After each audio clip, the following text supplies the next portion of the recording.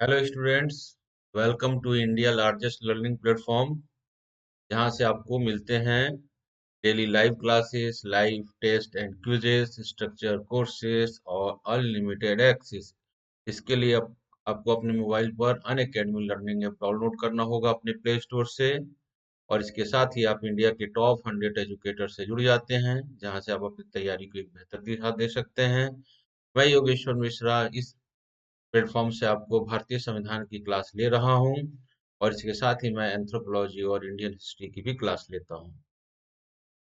Unacademy में UPSC civil services examination के लिए बहुत सारे कोर्सेज चलाए जा रहे हैं, जैसे हैं पॉलिटी है, ज्योग्राफी है, साइंस एंड टेक्नोलॉजी है, एनसीईआरटी समरी है, हिस्ट्री है, ऑप्शनल कोर्सेज हैं, इन्वायरमेंट एंड इकोलॉजी है, आर्ट्स एंड कल्चर है, करंट अफेयर्स हैं, इंडियन इकोनॉमी है, प्रैक्टिस एंड स्ट्रेटेजी है, आंसर राइटिंग कोर्सेज हैं।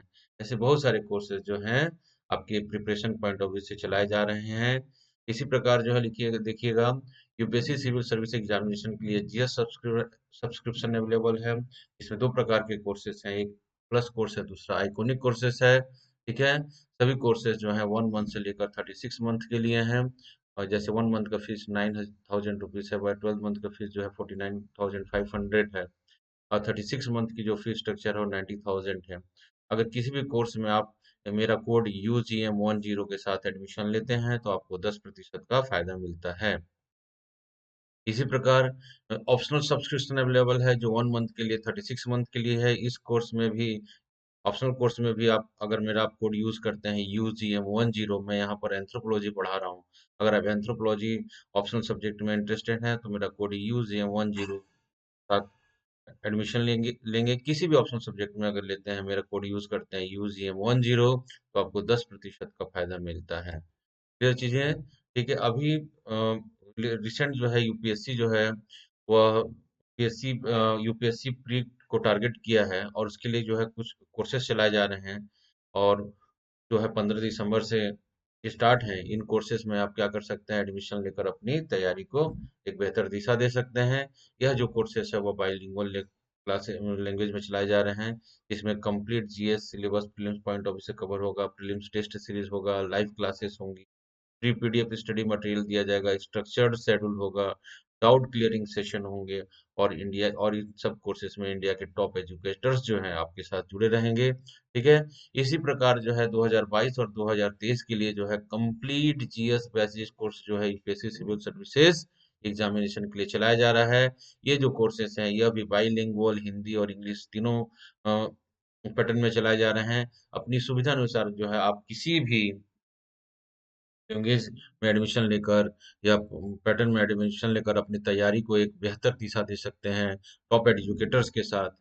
ठीक है, लेट्स दोस्तों, हम लोग अब स्टार्ट करते हैं अपने मूल टॉपिक पे, संविधान के। हमने टॉपिक को संविधान हमने स्टार्ट किया था, और संविधान के अंतर्गत लास्ट क्लास में हमने राष्ट्रपति को जाना।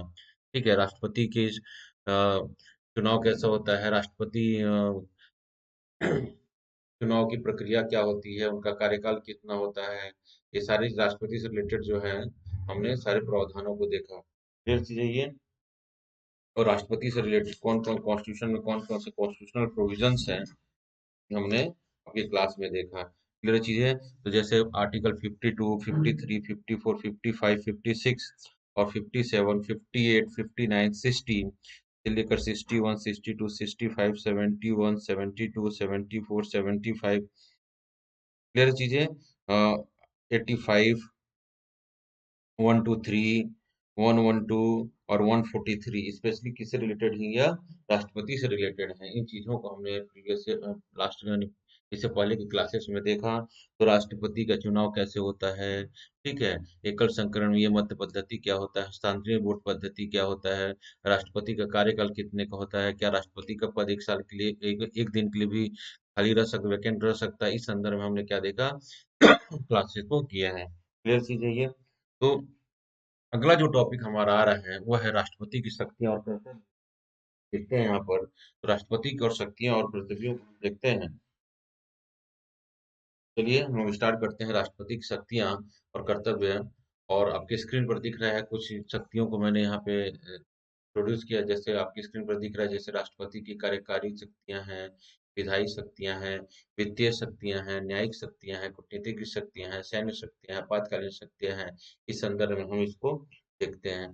क्लियर चीज़ें? तो राष्ट्रपति की जैसे हम बोलते हैं executive power of the president, यहाँ पर देखिएगा सारी और अन्य शक्तियाँ भी। इसके अलावा जो है, अगर आप 8वां टॉपिक आप कर सकते हैं, तो अन्य अन्य शक्तियाँ भी हम डाल सकते हैं। सिर्फ जैसे अन्य शक्तियाँ पे भी कुछ कुछ शक्तियाँ आती हैं। क्लियर चीज़ है ये? तो यहाँ पर हम इन पॉइंट से हम चीज़ों को देखने की कोशिश करते हैं, पढ़ने की कोशिश करेंगे और समझेंगे चीज़ों को। ठीक है? तो हम लोग स्टार्ट करते हैं कार्यकारी शक्ति। ठीक है? तो राष्ट्रपति कार्यकारी शक्तियाँ में क्या-क्या आती है देखिएगा। हमने पढ़ा पहले ही जब हम क्लास स्टार्ट किए थे बोले थे राष्ट्रपति कौन है? राष्ट्रपति जो है क्या है? देश का क्या है? कार्यकारी प्रमुख। क्या है यह?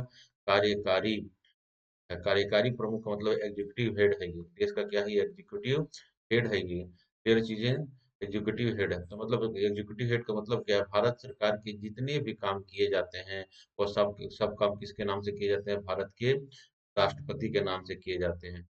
फिर किसके नाम से किए जा रहे हैं? ये भारत के राष्ट्रपति के नाम से किए जा रहे हैं। ठीक है? ठीक है?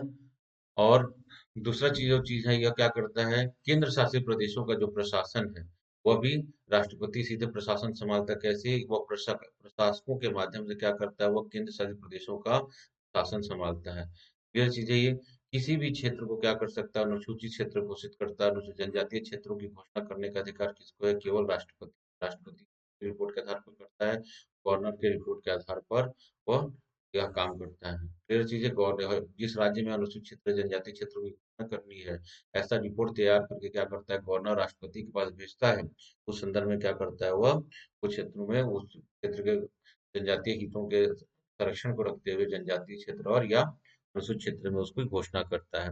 यह चीजें तो पहला जो है कार्यकारी प्रमुख है। कार्यकारी शक्तियों में पहला आता है देश के सभी कार्य जो है किसके नाम से किए जा रहे हैं? राष्ट्रपति के नाम से किए जाते हैं। क्लियर चीज है ये? इसलिए देश का क्या हुआ? एग्जीक्यूटिव हेड है, संवैधानिक प्रमुख है देश का हुआ। ठीक है? केंद्र शासित प्रदेशों का क्या करता है? ये प्रशासन संभालता है। इसके लिए क्या करता है? वो प्रशासकों की मदद करता है। प्रशासकों को क्या करता है? वह नियुक्त करता है। क्लियर चीजें? और इसी प्रकार क्या करता है? राज्यपाल की अनुमति से किसी किसी राज्य के क्षेत्र को क्या करता है? जनजातीय क्षेत्र या अनुसूचित क्षेत्र की घोषणा घोषणा करता है। क्लियर चीजें ये? ठीक है? इसके अलावा जो एग्जीक्यूटिव पावर में और दूसरा जो प्रकार की शक्ति हुआ है अपॉइंटमेंट पावर है। क्या है? नियुक्ति संबंधी अधिकार है। तो देश भारत के राष्ट्रपति क्या कैसे कैसे लोगों को नियुक्त करता है? किन किन लोगों को नियुक्त करता है? तो देश का राष्ट्रपति जो है वो क्या करता है? वह प्रधानमंत्री और अन्य मंत्रियों को क्या करता है? नियुक्त करता है और सभी जो है वो राष्ट्रपति के प्रसाद प्रियंत्र क्या करते हैं? यह पद को धारण करते हैं। वह महान न्यायवादी की नियुक्ति करता है। ठीक है? भारत के नियंत्रक महालेखा परीक्षक की नियुक्ति करता है। संघ लोक सेवा आयोग के अध्यक्ष और उसके सदस्यों को नियुक्त करता है। चुनाव आयोग भारतीय चुनाव चुनाव आयोग के मुख्य चुनाव आयुक्त अन्य अन्य आयुक्तों की नियुक्ति करता है। क्लियर चीजें यह केंद्र शासित प्रदेशों के प्रशासकों की नियुक्ति करता है। राज्यों के गवर्नरों के अपॉइंटमेंट करता है। लेफ्टिनेंट गवर्नरों को अपॉइंटमेंट करता है। यह अनुसूचित जाति जनजाति आयोग के और इसी प्रकार अन्य राष्ट्रीय आयोग के अध्यक्ष और उनके सदस्यों की नियुक्ति करता है। इसके क्या हो गया? यह नियुक्ति संबंधी अधिकार हो जाते हैं। एग्जीक्यूटिव पावर में क्या क्या आ रहे हैं? एग्जीक्यूटिव पावर में जो आते हैं पहला है यह क्या होता है? यह क्या हो रहा है? यह कार्यपालिका प्रमुख होता है। क्लियर है?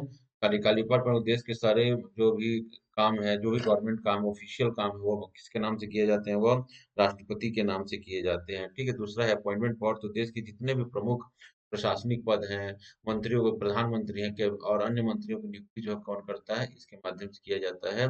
ये क्या आते हैं? इसके सभी यह जो आ रहे हैं वो किसके अंतर्गत आते हैं? यह कार्यकारी शक्तियों के अंतर्गत आते हैं। कार्यकारी शक्तियों के अंतर्गत आते हैं। क्लियर चीज है ये? ठीक है? यह कार्य उसकी कार्यकारी शक्तियों के अंतर्गत आते हैं। दूसरा हम शक्ति देख रहे हैं कि दूसरा किस प्रकार की शक्ति दे रहे हैं? विधायी शक्ति। हम तो देखिएगा ये सबसे महत्वपूर्ण पार्ट होता है। और चूंकि राष्ट्रपति क्या है? विधायिका का एक भाग होता है। विधायिका का क्या होता है? पार्ट होता है क्योंकि हमारा पार्लियामेंट्री जो सिस्टम बनता है लोकसभा राज्यसभा और प्रेसिडेंट से मिलकर बनता है। किससे मिलकर बन रहा है? लोकसभा राज्यसभा और प्रेसिडेंट से मिलकर मिलकर बनता है। इसलिए हमारे इसकी बहुत सारे जो है विधायी शक्तियां मतलब विधायिका का मूल खाली क्या होता है? विधायिका का जो मुख्य कार्य वो क्या होता है? कानून का निर्माण करना होता है। क्या होता है उसका? कानून का निर्माण करना होता है। ठीक है? तो विधायिका तो कानून का निर्माण करती है। जब तक वह इम्प्लीमेंट नहीं माना जाएगा तब तक वह काम कानून कानून नहीं बन पाता है जब तक क्या होता है कि सभी प्रकार के बिल में जो है राष्ट्रपति क्या करते तो क्या कर दे, वह सिग्नेचर न कर दे।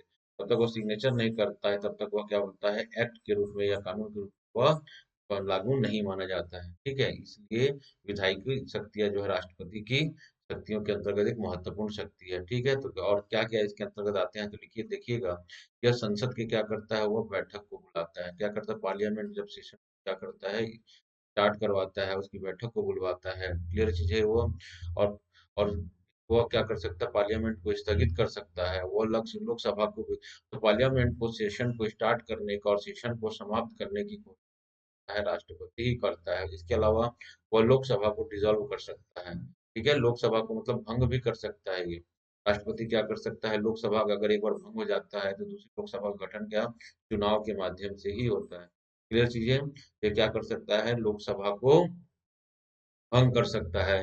जब किसी लोकसभा और राज्यसभा में किसी बिल को लेकर जब मतभेद की स्थिति हो जाती है और लोकसभा के स्पीकर जो ऐसी सूचना जो है राष्ट्रपति को दे देता है, तो अगर वो तो ऐसी मतभेद की स्थिति में क्या करता है, तो राष्ट्रपति को एक अधिकार दिया गया है, आर्टिकल 108। आर्टिकल 108 के तहत क्या करता है, राष्ट्रपति जो है तो वह संयुक्त अधिवेशन बुला सकता है। लोकसभा और राज्यसभा का क्या कर सकता है, वह संयुक्त अधिवेशन बुला सकता है। क्लियर चीजें। और इस संयुक्त अधिवेशन की अध्यक्षता कौन करता है, लोकसभा का अध्यक्ष करता है। वो आगे की क्लास में हम डिटेल में पढ़ेंगे। ठीक है, तो क्या कर सकता है, वो संसद की बैठक को बुला सकता है, उसका सत्रावसान कर सकता है। ठीक है, लोकसभा को क्या कर सकता है, डिसॉल्व कर सकता है। इसके क्या है, यह पहला विधायी शक्तियां हैं, विधायी शक्तियों में एक शक्तियां हैं ये। ठीक है, फिर है वो क्या करता है, जब नई पार्लियामेंट जब चुनकर आती है, लोकसभा चुनकर आती है, तो प्रथम अधिवेशन को क्या करता है, यह संबोधित करता है, राष्ट्रपति का अभिभाषण होता है। तो पार्लियामेंट में क्या और संसद में राष्ट्रपति का अभिभाषण होता है। जब नई लोकसभा चुनकर आती है तो सभी संसद सदस्यों को या पार्लियामेंट को क्या करता है, यह एड्रेस करता है, उनको संबोधित करता है। क्लियर चीज है ये। ठीक है, कोई भी बिल जब तक बिल नहीं बनता, जब तक उसको राष्ट्रपति क्या करता है, साइन नहीं करता। तो मतलब किसी भी बिल को कानून बनने के लिए, किसी भी बिल को क्या होता है कि बिल को कानून बनने के लिए, बिल को एक्ट बनने के लिए क्या चाहिए, यहाँ पर राष्ट्रपति का क्या चाहिए, सिग्नेचर चाहिए। क्या चाहिए इस पे, राष्ट्रपति का सिग्नेचर चाहिए, तभी क्या होगा, वह कानून बनता है। फिर चीजें, तो किसी भी बिल को कानून बनने के लिए क्या चाहिए, राष्ट्रपति का सिग्नेचर चाहिए। अगर वह नहीं देता है तो वो कानून का रूप नहीं ले पाता है। ठीक है, नेक्स्ट देखेंगे, वो क्या करता है, वह राज्यसभा के 12 सदस्यों को नॉमिनेट, राज्यसभा के क्या करता है, वह 12 सदस्य क्या कर सकता है, वह नॉमिनेटेड करता है, नॉमिनेट करता है। इसको कॉन्स्टिट्यूशन ने ये अधिकार दिया है कि राज्यसभा के क्या कर सकता है, वह 12 सदस्यों को नॉमिनेटेड करता है। क्लियर चीजें। ठीक। और 12 सदस्य किस आधार पर होंगे, 12 सदस्य जो है वो समाज सेवा, शिक्षा के क्षेत्र में, समाज सेवा के क्षेत्र में, साहित्य के क्षेत्र में, खेल के संदर्भ में। ठीक है, और मतलब बहुत प्रसिद्ध व्यक्ति, प्रसिद्धता को प्राप्त व्यक्ति होने चाहिए। तो ऐसे 12 व्यक्तियों को क्या कर सकता है, वह जो है नॉमिनेट कर। इस प्रकार लोकसभा में क्या कर सकता है, वह 2 आंग्ल भारतीय समुदाय के लोग, आंग्ल सभा में क्या कर सकता है, वह 2 आंग्ल भारतीय समुदाय के लोगों को क्या कर सकता है, वह मनोनीत कर सकता है। क्लियर चीज है ये। ठीक है, नेक्स्ट में देखिएगा, देखिएगा यहाँ पर एक विधायी शक्तियों में मतलब यहाँ ये देखिएगा, जब चुनाव आयोग के परामर्श पर संसद के सदस्यों के निहत्था का प्रश्न का निर्णय करता है, लेकिन यह जो निर्णय है वह स्पीकर की सहायता से करता है। ठीक है, संसद के कुछ विशेष प्रकार के विधेयकों को प्रस्तुत करने के लिए राष्ट्रपति की सिफारिश या उसकी अनुमति लेना आवश्यक है। जैसे भारत की खर्च समझते हैं। ठीक है, राज्यों की सीमाओं में परिवर्तन या नए राज्यों के निर्माण के संदर्भ में विधेयक आते हैं, उसको प्रस्तुत करने से पहले क्या होगा, यहाँ पर राष्ट्रपति का क्या होगा, परमिशन लेना आवश्यक है। किसी भी विधेयक को अपनी स्वीकृति दे सकता है, उसे रोक सकता है, अपने पास सुरक्षित रख सकता है। मतलब विधेयकों पर कोई भी बिल जब तक कानून नहीं बन सकता तब तक कानून नहीं बन सकता, तब तक राष्ट्रपति उस पर साइन ना करे, उसकी अनुमति न दे। क्लियर चीजें। इसी प्रकार अगर राज्यपाल भी क्या करता है, कोई विधायक राज्यपाल आर्टिकल 200 और 201 के संदर्भ में राज्यपाल क्या कर सकता है, किसी भी विधायक को राष्ट्रपति की सलाह के लिए क्या कर सकता है, वह रिजर्व कर सकता है। ठीक है, और राष्ट्रपति इन विधेयकों पर क्या है, अपना निर्णय ये देने के लिए क्या है, बाध्य नहीं है। क्लियर चीजें। इस संदर्भ में हम विधायी शक्तियां दे सकते हैं। ठीक है। नेक्स्ट देखते हैं आर्टिकल आर्टिकल 123। नेक्स्ट देख रहे हैं हम, इसके अंतर्गत देख रहे हैं राष्ट्रपति की एक महत्वपूर्ण शक्ति है 123। वह क्या है? अध्यादेश जारी करने की शक्ति। क्या है वह? अध्यादेश जारी करने की शक्ति। तो अध्यादेश जारी करने की शक्ति कैसी होगी बताइएगा। देखते हैं हम इसको। राष्ट्रपति क्या कर सकता है? अध्यादेश किस संदर्भ में जारी कर सकता है? आर्टिकल 123 हमेशा याद रखिएगा। से एग्जाम में क्वेश्चन हमेशा आते हैं। क्वेश्चन जो है बार बार इससे रिपीट होता है। क्वेश्चन हमेशा जो है इससे रिपीटेड होते हैं, होते रहते हैं। इन चीजों को देखिएगा। देखिए क्या कंडीशन है अध्यादेश की। जब सदन का सत्र नहीं, जब हाउस मतलब जब पार्लियामेंट जो है सेशन में नहीं होता, जब पार्लियामेंट सेशन में नहीं होता है, ठीक है, तो भारत के राष्ट्रपति को लगता है या तो जब सेशन में नहीं होता है तो अगर किसी विषय पर मतलब संघ सूची और समवर्ती सूची, तो मेनली क्या है, संघ सूची और समवर्ती सूची के विषय पर अगर राष्ट्रपति को लगता है कि कानून बनाना बहुत ज्यादा अति जरूरी है, मतलब अति आवश्यक है, तो वह क्या कर सकता है? अध्यादेश के द्वारा, वह अध्यादेश के द्वारा क्या कर सकता है? मतलब कानून बना सकता है, अध्यादेश के द्वारा कानून बना सकता है। शर्त यह है कि राष्ट्रपति जो इस प्रकार के जब अध्यादेश जारी करता है तो इस प्रकार का अध्यादेश जो है वह कैबिनेट कैबिनेट के सलाह पर ही करता है, कैबिनेट के परामर्श पर या सलाह पर ही करता है। क्लियर चीजें। जब पार्लियामेंट सदन में नहीं होता है और कानून बनाने की अति आवश्यकता है महसूस होती है, तो क्या कर सकता है भारत का राष्ट्रपति? अध्यादेश जारी कर क्या कर सकता है वह?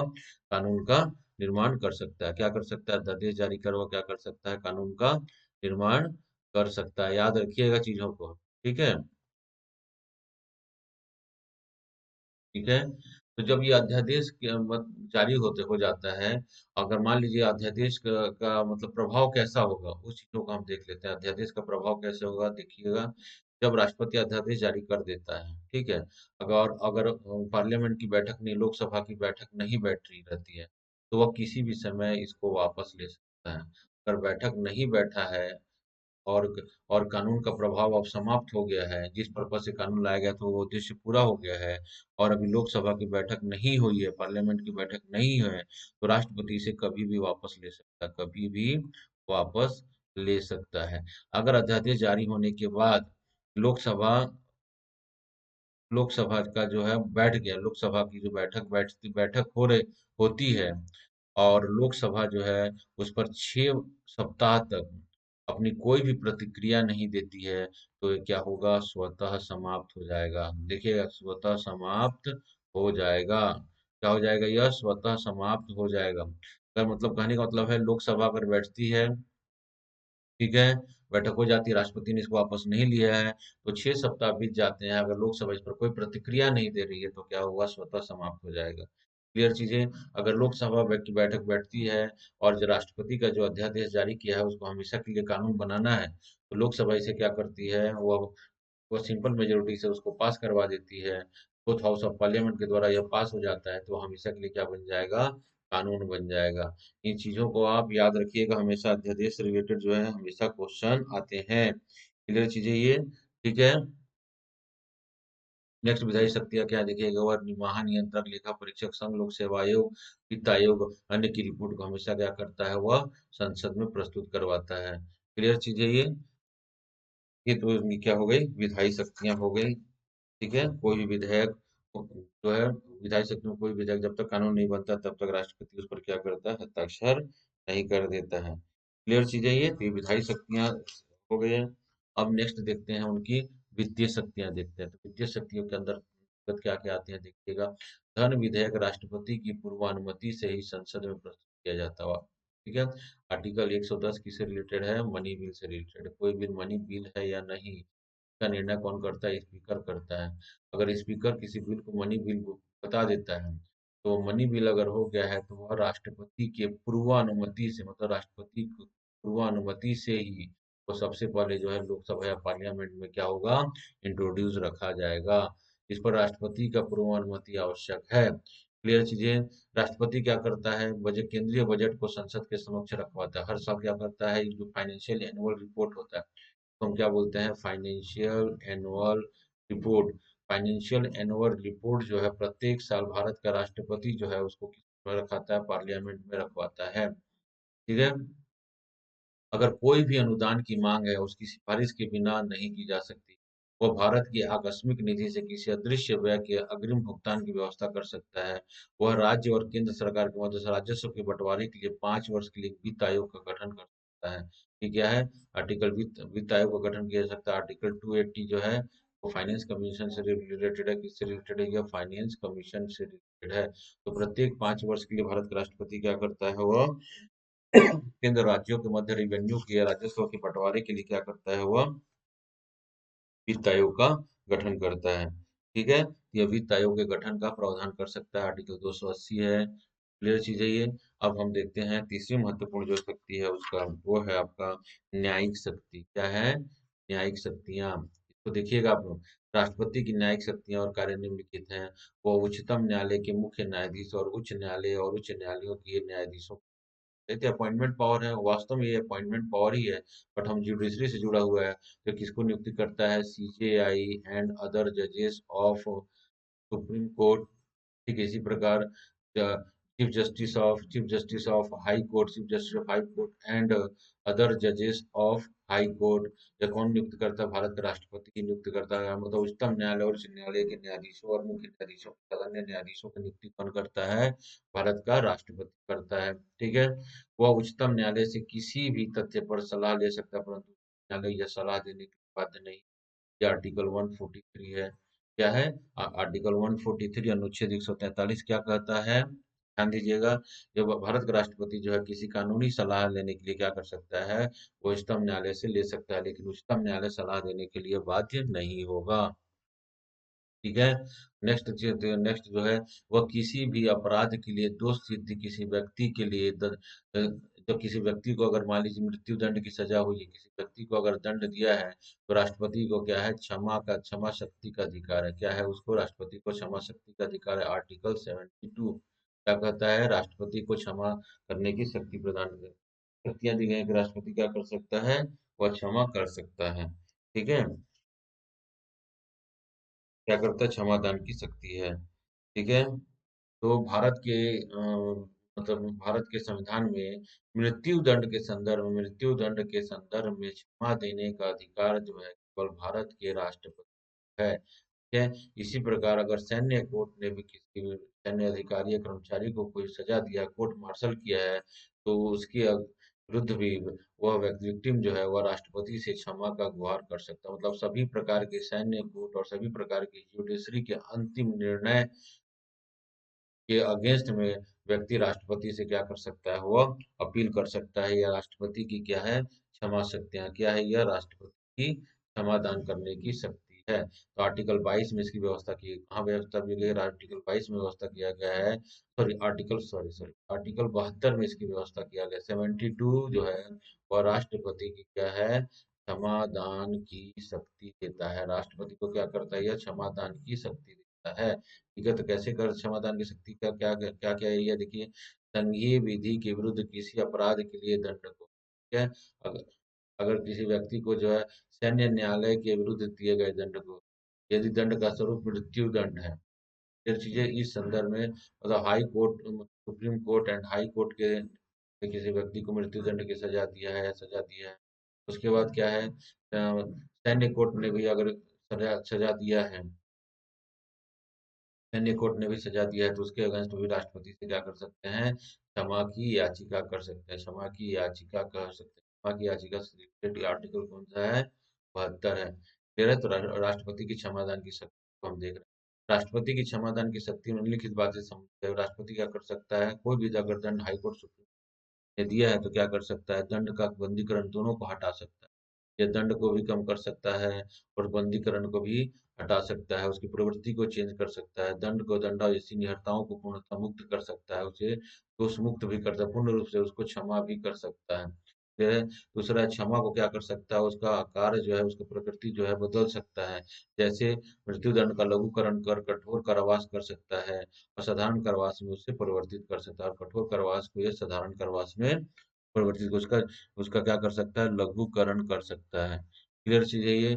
उसका क्या परिहार कर सकते हैं। इसका अर्थ है दंड की प्रकृति में परिवर्तन किए बिना उसकी अवधि कम कर सकते हैं। उदाहरण के लिए किसी को 2 वर्ष के कठोर कारावास की सजा की है तो एक वर्ष कर सकते हो। क्या कर सकता है, परिहार कर सकता है। क्लियर चीज़ है ये। उसका है विराम लगा सकता है, किसी दोष मूल रूप से अगर सजा को किन्हीं विशेष परिस्थिति में कम कर सकता है, जैसे शारीरिक अक्षमता अथवा महिलाओं की गर्भावस्था की अवधि के कारण क्या कर सकता है, किसी उसको सजा को क्या लगा सकता है, वह विराम लगा सकता है। विराम किसी विशेष परिस्थिति में रहेगा, जैसे शारीरिक अक्षमता और महिलाओं की गर्भावस्था की अवधि के कारण क्या कर सकता है, उसको कुछ समय के लिए रोक लगा सकता है। ठीक है। पांचवा जो है क्या कर सकता, देखिएगा, क्षमा क्षमा की जो शक्तियां का प्रवृत्ति कैसा है, क्या कर सकता है, वह पूर्ण रूप से क्षमा कर सकता है। क्या कर सकता है, वह पूर्ण रूप से क्षमा कर सकता है। दूसरा क्या कर सकता है, उस लघुकरण उसको दंड को छोटा कर सकता है। तीसरा क्या कर सकता है, परिहार कर सकता है, उसकी प्रकृति को चेंज कर सकता है। चौथा क्या कर सकता है, उसका विराम आता है उस समय अगर किसी को दंडित कोर्ट के द्वारा दंड दिया गया है और उस समय उसकी शारीरिक अक्षमता है या महिला जो है गर्भवती है, तो ऐसी स्थिति में क्या कर सकता है, कुछ समय के लिए क्या कर सकता है, वह विराम लगा सकता है। फिर पांचवा जो है क्या कर सकता है, प्रवलंबन कर सकता है। तो प्रविलंबन को देखिएगा, इसका अर्थ होता है कि किसी भी दंड, विशेषकर मृत्यु दंड पर अस्थायी रोक लगाना। इसका उद्देश्य है कि दोषी व्यक्ति को क्षमा याचना या तो दंड के स्वरूप में परिवर्तन की याचिका को समय देना। ठीक है। ये प्रविलंबन कर सकता है, कुछ समय के लिए मृत्युदंड को क्या कर सकता है, अस्थायी तौर पर क्या कर सकता है, वह रोक सकता है, रोक सकता है, रोक लगा सकता है। ठीक है।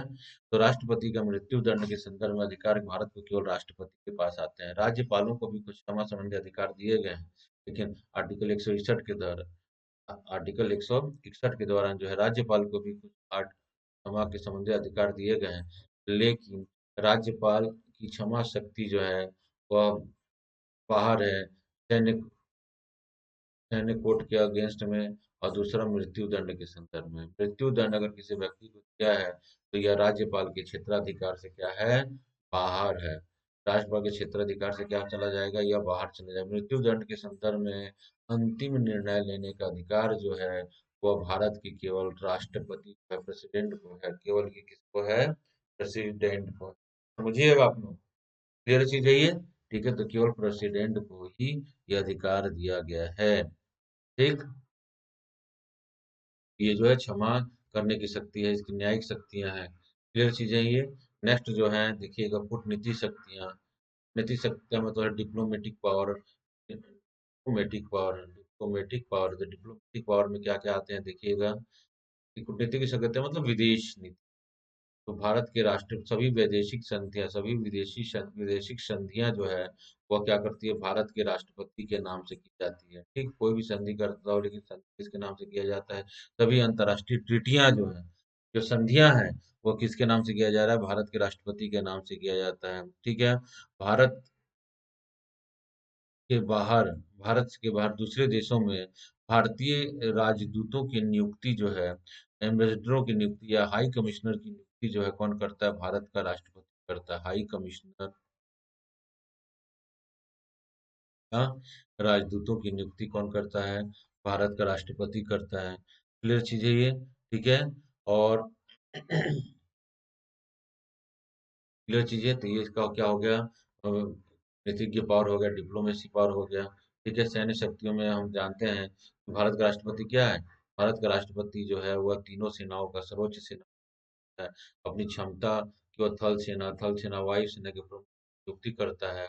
वह युद्ध या समाप्ति की घोषणा करता है, किंतु वह संसद के अनुसार होता है। ठीक है। वो क्या करता है, वह देखिएगा, वह वो क्या कर रहा है, वह तीनों सेनाओं का क्या होता है, वह प्रधान सेनाओं का क्या होता है, वह प्रधान सेनापति होता है। तीनों सेनाओं के प्रमुखों की नियुक्ति करता है। चीफ ऑफ आर्मी स्टाफ्स की भी नियुक्ति जो है भारत का राष्ट्रपति करता है। फिर चीजें, वह युद्ध की प्रारंभ होने की घोषणा करता है और युद्ध की समाप्ति होने की घोषणा भी करता है, लेकिन इसके लिए उसको पार्लियामेंट या कैबिनेट की मंजूरी देनी आवश्यक होती है। क्लियर चीजें। तो उसमें हम देखते हैं कि कूटनीतिक शक्तियां, फिर सैन्य शक्तियां, अगली शक्तियां जो है क्या है, वो आपातकालीन शक्ति है। कैसी शक्ति है वह, आपातकालीन शक्ति है। ऐसी शक्ति हैं वह आपातकालीन शक्तियां, आपातकालीन शक्तियां, आपातकालीन शक्तियां। ठीक है। आपातकालीन में कितने प्रकार के आपात होते हैं, भारत के संविधान में जो है आपातकाल जो है वह कहाँ से लिया गया है, वह जर्मनी के संविधान से लिया गया। ठीक है। इमरजेंसी पावर, तीन प्रकार की इमरजेंसी पावर हमारे संविधान में जो दिया गया है।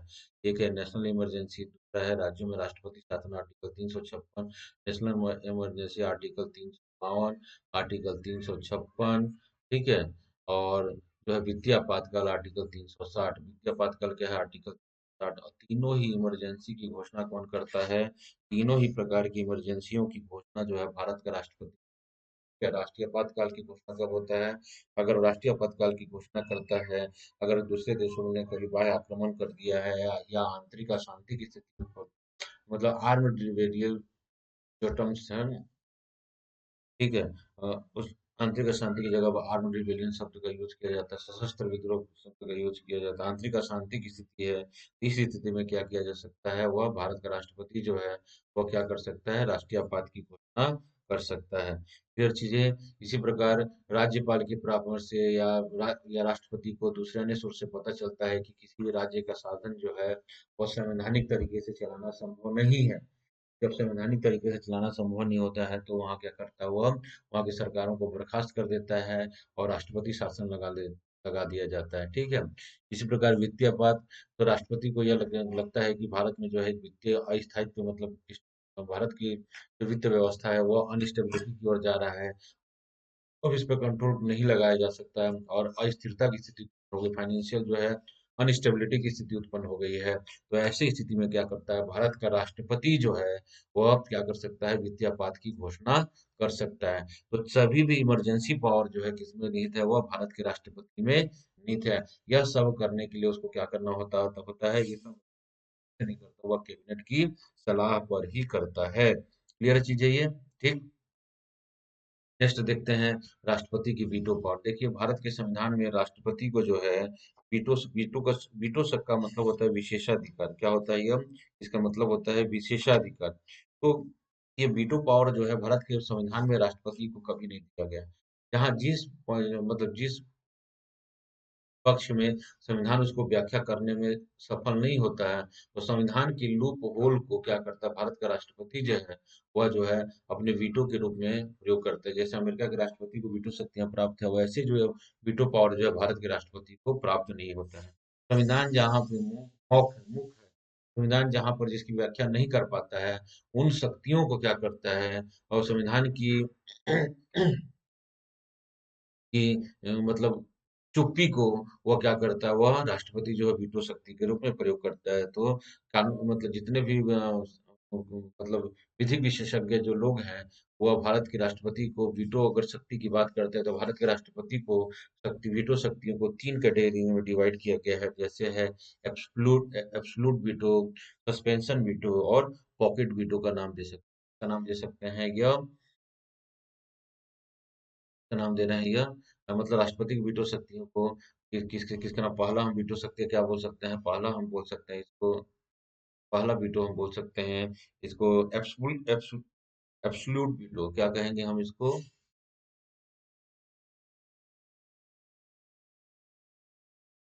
तो हिंदी में बोलते हैं अत्यंतिक वीटो की अधिकार। अत्यंतिक वीटो जो है सस्पेंशन वीटो है। सस्पेंशन वीटो का मतलब होता है निलंबनकारी वीटो। कारी वीटो कहा जाता है, ठीक है। तीसरा जो है वो है पॉकेट वीटो है, जिसको पॉकेट वीटो को जेवी शक्तियां कहते हैं, जेवी वीटो कहेंगे। क्लियर चीज है ये? तो तीन प्रकार की जो है वीटो जो है वो भारत राष्ट्रपति कहा कर सकता है। एब्सोल्यूट वीटो जो है वह अमेरिका में का राष्ट्रपति जो है एब्सोल्यूट वीटो कर सकता है। एब्सोल्यूट वीटो का मतलब होता है अगर पार्लियामेंट कोई कानून बनाता है और कानून बनाने के बाद क्या होता है? राष्ट्रपति के सिग्नेचर के लिए राष्ट्रपति के पास साइन होने आता है, ठीक है। फिर चीजें राष्ट्रपति क्या कर सकता है? इस विधेयक पर पहला अपना अनुमति दे सकता है, ये समझिएगा, अनुमति दे सकता है। दूसरा पुनर्विचार के लिए क्या कर सकता है? वापस लौटा सकता है। अगर पुनर्विचार करके फिर से विधेयक राष्ट्रपति के पास आता है तो क्या है? वो हस्ताक्षर करने के लिए क्या है? बाध्य है। हस्ताक्षर करने के लिए क्या है? बाध्य है। क्लियर चीजें? ठीक है। तो एब्सोल्यूट वीटो में क्या आता है? एब्सोल्यूट वीटो जो है भारत का राष्ट्रपति जो है वह सरकारी विधेयक के संदर्भ में नहीं कर सकता, ठीक है। क्लियर चीजें? एब्सोल्यूट वीटो जो है वह केवल जो है नॉन गवर्नमेंट ये कर सकता है, नॉन गवर्नमेंट गैर सरकारी विधेयकों के लिए जो है केवल बिल दो प्रकार के होते हैं। अगर बोलते अगर अगर कैबिनेट के द्वारा या मंत्रियों के द्वारा अगर कोई बिल लाया जाता है तो उसको हम क्या कहते हैं, सरकारी बिल कहते हैं। और मंत्रियों के अलावा कोई विधायक, कोई सांसद सदस्य के द्वारा कोई बिल लाया जाता है तो उसको हम क्या कहते हैं, गैर सरकारी बिल कह सकते हैं। और एब्सोल्यूट वीटो का मतलब होता है किसी भी बिल पर कानून बनने से वह मना करना। तो भारत के संविधान में किसी भी कानून मतलब एब्सोल्यूट वीटो जो है, अगर गवर्नमेंट कोई बिल लाती है जिसको हम बोलते हैं सरकारी विधेयक कहते हैं, सरकारी विधेयकों पर राष्ट्रपति जो है वो उसको मतलब अपना सिग्नेचर करने से मना नहीं कर सकता। ठीक है, या तो अनुमति देगा या पुनर्विचार के लिए लौटा देगा। अगर पुनर्विचार करने के बाद फिर से अगर बिल राष्ट्रपति के पास आ जाता है तो उस पर वह हस्ताक्षर करने के लिए बाध्य है। क्लियर चीज है ये। ठीक है, तो सरकारी विधेयकों को जो है राष्ट्रपति जो है वो क्या कर सकता है, एब्सोल्यूट वीटो नहीं कर सकता। एब्सोल्यूट वीटो का जो प्रयोग है वह केवल जो है किसके अगेंस्ट में करता है, वह गैर सरकारी विधेयकों के संदर्भ में करता है। किसके अंदर संदर्भ में कर रहा है, वह केवल गैर सरकारी विधेयकों के संदर्भ में ही केवल अत्यंतिक वीटो का प्रयोग कर सकता है। क्लियर चीजें ये, क्लियर है यहाँ पर? कोई अगर कोई डाउट है तो बिल्कुल पूछ सकते हैं। एब्सोल्यूट वीटो का प्रयोग, एब्सोल्यूट वीटो का मतलब होता है किसी भी बिल को कानून बनने से रोकना। और अमेरिका का राष्ट्रपति क्या कर सकता है, इसको कर सकता है। और भारत का राष्ट्रपति जो है गवर्नमेंट बिल के संदर्भ में तो नहीं कर सकता, लेकिन प्राइवेट बिल या नॉन गवर्नमेंट बिल के संदर्भ में क्या कर सकता है, वह एब्सोल्यूट वीटो कर सकता है। दूसरा होता है सस्पेंशन वीटो या निलंबनकारी वीटो की हम बात करते हैं। निलंबनकारी देखिएगा, सुनिए चीजों को अच्छे से। ठीक है, इसको निलंबनकारी का मतलब, निलंबन मतलब कुछ समय के लिए बिल को कानून बनने से रोकना। यहाँ पर क्या होता है, कुछ समय के लिए क्या कर सकता है वह, बिल को कानून बनने से क्या कर सकता है, वह रोक सकता है। भारत का राष्ट्रपति के पास क्या है कि भारत के राष्ट्रपति के पास अगर कोई बिल आता है तो वह सदन में क्या कर सकता है, वो पुनर्विचार करने के लिए क्या कर सकता है, वह लौटा सकता है। क्लियर चीजें। अगर पुनर्विचार करने के बाद फिर से अगर बिल राष्ट्रपति के पास आता है तो वह क्या है, हस्ताक्षर करने के लिए बाध्य हो जाता है। तो क्या करता है, राष्ट्रपति को लगता है इस बिल पर फिर से सरकारों को इस पर सोचना चाहिए, विचार विमर्श करना चाहिए। ठीक है, और मतलब विधायिका को फिर से इस पर चिंतन मनन करना चाहिए। तो उस बिल को क्या कर सकता है, वह क्या करता है, वह सदन को वापस कर देता है। ठीक है, जिस पर फिर से क्या करे, पुनर्विचार करें, सोचे समझे। ठीक है, तो इसमें क्या होता है, बिल को कानून बनने के लिए क्या करता है, ये कुछ समय के लिए क्या कर देता है, टाल देता है। क्लियर है, कुछ समय के लिए क्या कर देता है, टाल देता है। इसलिए इसको क्या कहा जाता है, निलंबनकारी या सस्पेंस। तो कहते हैं कि बिल जो है वो कानून बनने से कुछ समय के लिए क्या कर दिया गया, उसको रोक दिया गया या टाल दिया गया। और कि बिल को टालने के लिए इसका और बिल को कानून बनने से रोकने के लिए कुछ समय के लिए क्या मतलब राष्ट्रपति जो है अगर ऐसा कार्य करता है तो उसको हम कहा जाता है कि निलंबनकारी वीटो। राष्ट्रपति ने क्या किया, निलंबनकारी वीटो का प्रयोग किया है और बिल को कानून बनने से कुछ समय क्या कर दिया गया है, इस वीटो के माध्यम से टाल दिया गया है। क्लियर चीजें ये। तीसरा जो बिल है वो पॉकेट वीटो, जो हमेशा बार बार क्वेश्चन आता है, पॉकेट वीटो, इसी की चर्चा बार बार होती है। तो पॉकेट वीटो का मतलब होता है, देखिए राष्ट्रपति क्या करते हैं, जो विधायी प्रक्रिया है कि कोई भी बिल जो है वह राष्ट्रपति के परमिशन से ही क्या होगा, वह कानून बनता है। राष्ट्रपति की परमिशन से ही क्या बनेगा, वह कानून बनेगा। ठीक है, बिल में यह कहीं भी नहीं कहा गया है कि कोई बिल अगर राष्ट्रपति के पास जाता है, कोई बिल अगर राष्ट्रपति के पास जा रहा है तो वह कितने दिन में, राष्ट्रपति के पास अगर कोई बिल जा रहा है तो कभी भी यह नहीं लिखा गया है कि राष्ट्रपति जो है उसको कितने दिन में उस पर अपनी अनुमति देगा, कितने दिन में उसको उस पर साइन करेगा। ठीक है, तो राष्ट्रपति इसी जो का क्या करता है, अपनी शक्ति के रूप में प्रयोग करता है। यही जो बात है जो नहीं लिखा गया है कि कितने दिन में करेगा, उसी को क्या करता है, अपनी शक्ति के रूप में प्रयोग कर लेता है। और वो क्या करता है, एक अलमारी में या कहीं ठंडे मतलब अपने अलमारी में उस बिल को क्या कर देता है, रख देता है। या मतलब उस पर कोई अपनी प्रतिक्रिया ही नहीं देता है, क्योंकि संविधान और उस पे वह क्या होता है, उस पर मौन हो जाता है। ऐसे बिल को हम बोलते हैं कि राष्ट्रपति ने क्या कर लिया, ऐसे बिल को क्या कर लिया, अपनी जेब में रख लिया या उस पर क्या कर लिया, पॉकेट वीटो कर दिया। तो ऐसे बिल को हम पॉकेट वीटो कहते हैं, पॉकेट वीटो कहते हैं, जब राष्ट्रपति किसी को अपनी अनुमति देता है, न उस पर पुनर्विचार के लिए लौटाता है। ठीक है, और न इसको स्वीकृत करता है। तो ऐसे बिल को हम क्या कहते हैं, वह पॉकेट वीटो कर दिया है। ठीक है, भारत के इतिहास में ऐसे पॉकेट वीटो किया गया प्रयोग। तो सबसे पॉपुलर जो था 1996 में राष्ट्रीय राष्ट्रपति जैन सिंह ने भारतीय डाक संशोधन अधिनियम के संदर्भ में इस वीटो का प्रयोग किया था और राजीव गांधी की सरकार में यह बिल जो इंट्रोड्यूस हुआ था, लेकिन उन्होंने ऐसा करने से इस पर कुछ बात ही नहीं किया। उन्होंने क्या कर दिया, उस पर यह मौन हो जाते हैं और यह समझा जाएगा कि राष्ट्रपति ने क्या कर दिया है, वीटो का पावर का यूज किया। तो मेन जो दो तीन वीटो हमने पढ़ा, कौन कौन सा वीटो पढ़ा, तो पहला जो है एब्सोल्यूट वीटो में अत्यंतकारी वीटो, दूसरा सस्पेंशन वीटो, और तीसरा जो हमने क्या पढ़ा, पॉकेट वीटो का। क्लियर चीजें ये। ठीक है। तो ये तीन प्रकार की प्रमुख वीटो, इसके अलावा जो है राज्यपाल पर राष्ट्रपति का वीटो का कुछ कुछ जो कानून विशेषज्ञ संविधान विशेषज्ञ भी बोलते हैं कि वीटो मतलब राज्यपाल के संदर्भ राज्य विधायिका पर भी राष्ट्रपति क्या कर सकता है, वीटो कर सकता है, लेकिन ये राष्ट्रपति नहीं करता। यह राज्यपाल जो है अगर कोई बिल को राज्यपाल जो है कोई बिल को क्या करता है,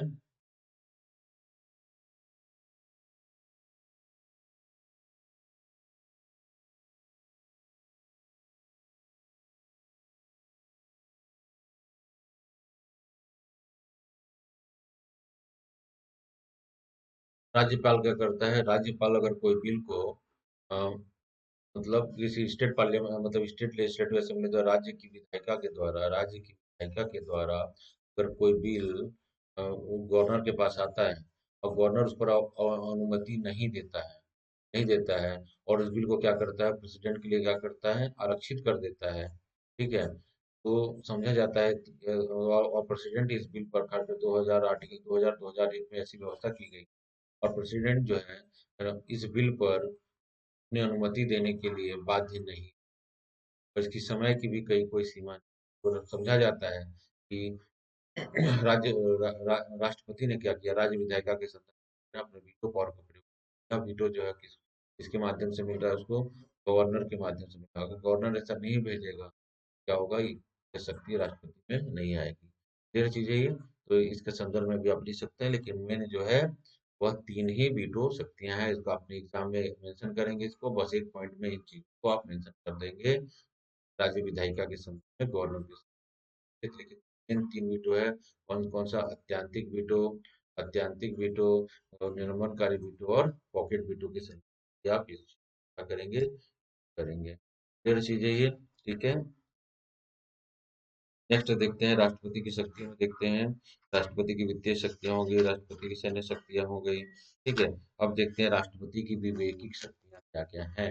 विवेकिक शक्तियां मतलब होते हैं राष्ट्रपति को कुछ संविधान के द्वारा कुछ अधिकार दिए गए हैं, जिसका अपना क्षमता, अपनी विवेकिक क्षमता का प्रयोग करके वह कुछ निर्णयों को लेने के लिए सक्षम है, उसी को उसको विवेकिक शक्तियों के अंतर्गत लिया गया। तो विवेकिक शक्तियां क्या क्या हो सकती है, क्लियर चीजें। ठीक। तो देखिएगा, का कोई प्रत्यक्ष प्रावधान संविधान में नहीं, किंतु विवेकिक शक्तियां संविधान के विभिन्न प्रावधानों में निहित। तो चीजों को समझिए, इसका कोई भी मतलब राष्ट्रपति की जो विवेकिक शक्तियां हैं, इसका कोई भी प्रत्यक्ष प्रमाण वह कहीं भी हमको संविधान में नहीं दिखता है, लेकिन इसका क्या है, विभिन्न प्रावधानों के तहत जो है यह निश्चित है। अनुच्छेद 74 के अनुसार राष्ट्रपति संसद के द्वारा पारित किए गए किसी विधेयक को पुनर्विचार के लिए वापस लौटा सकता है। ठीक है। 74 के अनुसार राष्ट्रपति संसद में पारित किए किसी विधेयक को पुनर्विचार के लिए वापस रख सकता है। ठीक है। 1996 में नरसिम्हा राव सरकार ने चुनाव के समय राष्ट्रपति को दो अध्यादेश जारी करने की सलाह दिया था। पहला दिया था शेड्यूल कार्ड के आरक्षण को बढ़ाना, दूसरा था चुनाव प्रचार के समय को घटाना। राष्ट्रपति ने दोनों ही सलाह को मंत्रिमंडल को पुनर्विचार के लिए लौटा दिया। क्या किया था, विवेक का उपयोग किया था। उन्होंने अपनी क्या किया था, विवेक का। है। दूसरी बार अटल बिहारी सरकार ने रावटी सरकार को कानून व्यवस्था में हनन के आरोप में बर्खास्त करने की सलाह राष्ट्रपति बर्खास्त करने की सलाह राष्ट्रपति ने दी थी। राष्ट्रपति ने सुप्रीम कोर्ट के फैसले को बम्बई बनाम भारत संघ निर्णय का हवाला देकर पुनर्विचार को लौटा दिया था। 4 माह पश्चात जब वाजपेयी ने शंकरगीडा नरसिंहार के समय की सलाह को भेजा तो राष्ट्रपति ने उसे माना और रावड़ी सरकार को बर्खास्त कर दिया। विगत वर्षों में राष्ट्रपति ने कार्यपालिका द्वारा दिए गए कई सलाह को पुनर्विचार के लिए वापस लौटाया है। अनुच्छेद 356 के अंतर्गत राज्य में राष्ट्रपति शासन लगाने के संबंधित लाभ के पद से संबंधित बिल बहुत सारे हैं, ठीक है। दूसरा देखिए आर्टिकल 74 के संदर्भ में हमने देख लिया। दूसरा है अ, आर्टिकल 78 से बाहर आता है कि राष्ट्रपति शासन के विषय में सूचना पाने का अधिकार है। राष्ट्र मतलब प्रधानमंत्री समय समय पर क्या करेगा, वह शासन शासन व्यवस्था के संदर्भ में प्रधानमंत्री जो राष्ट्रपति को सूचित करे, मंत्रिमंडल का विशिष्ट रूप से अंगीकृत कर सकता है, सलाह है मतलब बाध्य है, मतलब मंत्रिपरिषद पर निर्भर करता है कि इस पर ध्यान दे, ठीक है। तो इसमें देखिएगा, दूसरा जो है देखिएगा, जब चुनाव होता है, और जब चुनाव होता है और लोकसभा में किसी भी दल को बहुमत प्राप्त नहीं हो जाता है, ठीक है। तो जब बहुमत प्राप्त नहीं होता है तो नियम से जो मेजोरिटी प्राप्त जो सब संख्या में जिस दल को मेजोरिटी है, उसको क्या कहेगा, राष्ट्रपति जो है सरकार बनाने के लिए इनवाइट करता है, ठीक है। लेकिन राष्ट्रपति को लगता है कि भले ही मेजोरिटी में है, लेकिन यह सरकार नहीं बना पाएगा, क्लियर चीजें। तो वह राष्ट्रपति का अंतिम निर्णय होता है कि किस दल को वह सरकार बनाने के लिए इनवाइट करे। राष्ट्रपति को लगता है कि भैया यह दल जो है सरकार बनाने के लिए पर्याप्त संख्या को दिखा रहा है और यह सरकार बना लेगा, तो उसी पार्टी को वो क्या करता है, वह या उसी दल को क्या करता है, वह सरकार बनाने की न्योता दे सकता है, बशर्ते वह सबसे ज्यादा भले सीट प्राप्त न किया हो। लेकिन नियम से क्या है, जो सबसे ज्यादा सीट प्राप्त करता है उसी को सबसे पहले न्योता देना चाहिए सरकार बनाने के लिए। लेकिन कभी कभी क्या होता है कि गठबंधन के राजनीति में क्या होता है कि किसी मालिक दल को पर्याप्त संख्या नहीं मिला पाता है, ठीक है। और कोई भी राजनीतिक दल उसको सपोर्ट नहीं कर रहा है, लेकिन वो सबसे मेजोरिटी पार्टी के रूप में खड़ा हुआ है। फिर इस कंडीशन में क्या होगा, भारत का राष्ट्रपति क्या करेगा, जो जो जो मैजिक नंबर की हम बात करते हैं जिससे सरकार का गठन होता है, वो मैजिक नंबर को अगर कोई राष्ट्रपति को विश्वास दिलाने में सफल हो जाता है कि हाँ भैया मैजिक नंबर जो है मेरे पास है, यह आंकड़ा को मैं पार कर सकता हूँ और मैं सरकार बना सकता हूँ, तो राष्ट्रपति क्या करेगा, उसी दल को क्या करेगा, वह सरकार बनाने का न्योता देगा। इस संदर्भ में क्या है, वो राष्ट्रपति को भी एक है, ठीक है, ठीक है। सरकार लोकसभा में जब बहुमत सिद्ध नहीं करती है, तो अगर कोई लगता है कि लोकसभा में सरकार बहुमत सिद्ध नहीं की है, तो लोकसभा को भंग करने की सिफारिश करे, तब राष्ट्रपति विवेकिक शक्तियों का प्रयोग कर सकता है, लोकसभा को वह भंग कर सकता है, ठीक है। आर्टिकल 75(3) के संदर्भ में विवेकिक शक्तियों का प्रयोग कर सकता है। लोकसभा के विघटन के संदर्भ में वह लोकसभा विवेकिक शक्तियों का प्रयोग कर सकता है।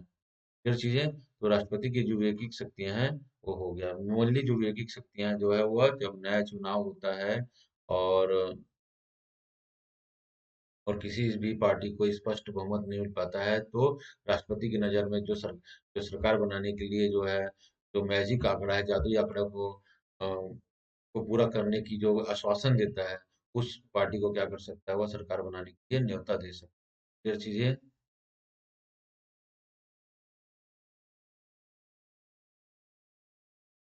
ये सब क्या है, राष्ट्रपति की विवेकिक शक्ति है। क्लियर चीज है ये राष्ट्रपति की शक्तियों को हमने पढ़ा यहाँ पर। तो राष्ट्रपति की शक्तियों में हमने देखा राष्ट्रपति की विधायी शक्तियाँ, राष्ट्रपति की कार्यकारी शक्तियाँ, राष्ट्रपति की न्यायिक शक्तियाँ, राष्ट्रपति अम, मतलब डिप्लोमेटिक पावर देखा, राजनयिक शक्तियाँ देखा, राष्ट्रपति की वीटो शक्तियाँ देखा, राष्ट्रपति की जो है विवेकी शक्तियाँ देखा। क्लियर चीजें, ये राष्ट्रपति की हमने सभी शक्तियों को यहाँ पर, हाँ, राष्ट्रपति की सैन्य शक्तियों को देखा, आपातकालीन शक्ति, तो ये राष्ट्रपति की शक्तियाँ जो है यह कंप्लीट हो जाता है। क्लियर चीजें,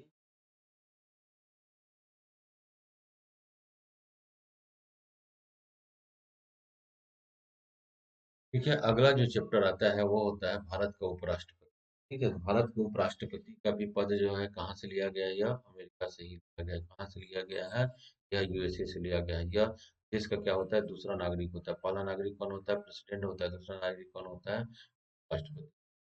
फिर चीजें, उपराष्ट्रपति का काम, उपराष्ट्रपति का उपराष्ट्रपति में केवल एक ही काम है कि वह क्या करेगा, जब भारत का राष्ट्रपति का पद किसी कारण से याद रखिए, जबकि भारत के राष्ट्रपति का पद जो है किसी कारण से अगर रिक्त होता है या राष्ट्रपति की अनुपस्थिति में वह राष्ट्रपति के पद का क्या करेगा, वह पद राष्ट्रपति का एक कार्यवाहक राष्ट्रपति के रूप में, भारत का राष्ट्रपति उपराष्ट्रपति है, वो हमेशा क्या रहता है, वह कार्यवाहक राष्ट्रपति के रूप में कार्य करता है। क्या करता है? कार्यवाहक राष्ट्रपति के रूप में वह कार्य करता है, कार्यवाहक राष्ट्रपति के रूप में काम करता है। ठीक है, वह एक कार्यवाहक राष्ट्रपति में काम करता है। ठीक है, क्योंकि भारत के राष्ट्रपति का पद एक दिन के लिए भी नहीं रह सकता, वो इस एक दिन कभी भी हो सकता है। उस एक दिन को देखते हुए भारत के उपराष्ट्रपति पद को बनाया गया है। ठीक है, जब भारत का राष्ट्रपति जो उपराष्ट्रपति जो है, अब तो एक ही काम है, तो और क्या काम करेगा? तो इसके लिए बोला गया है कि भारत का उपराष्ट्रपति जो है वह क्या होगा, राज्यसभा का एक्स ऑफिशियो चेयरपर्सन, राष्ट्रीय सभा का क्या होगा, वह पदेन सभापति होगा। जो भी व्यक्ति भारत का उपराष्ट्रपति होगा, वो कौन होगा, वह राज्यसभा का सभापति होगा। राज्यसभा का क्या होगा, वह सभापति होगा। क्लियर चीज है ये, वह राज्यसभा का सभापति होगा। क्लियर चीज है ये।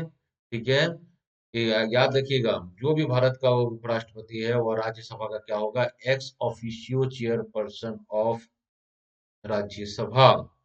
क्लियर चीज है ये।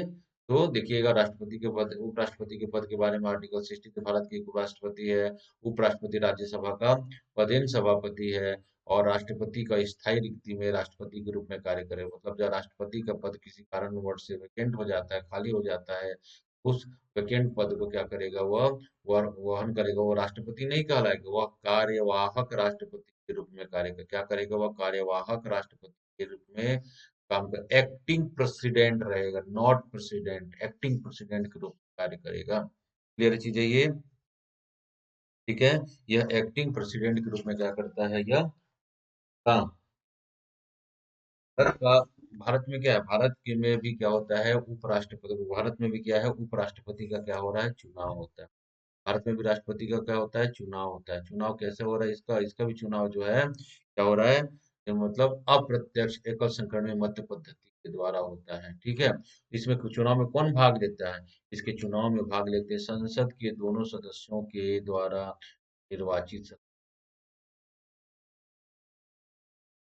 और मनोनीत सदस्य भाग लेते हैं। चीजें, लोकसभा और राज्य के both member both member of parliament, both house of member of both house of parliament, elected and nominated, सभी लोग जो है क्या करते हैं, उपराष्ट्रपति चुनाव में भाग लेते हैं। क्लियर चीज है ये।